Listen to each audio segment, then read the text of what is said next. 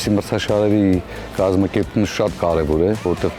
ձմեռային փուլում, երբ որ դադարի են գնում երեխաները, վերադառնում են ու միանգամից անցնում են մրցակցային փուլի, ֆուտզալում, ինչը նպաստում է երեխաների տեխնիկական որակների զարգացմանը, որը շատ կարևոր է մեծ ֆուտբոլի համար։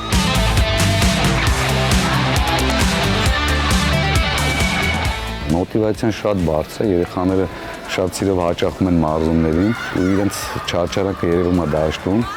ցանկալի կլինի, որ ամեն տարի նման մրցաշար կազմակերպեն։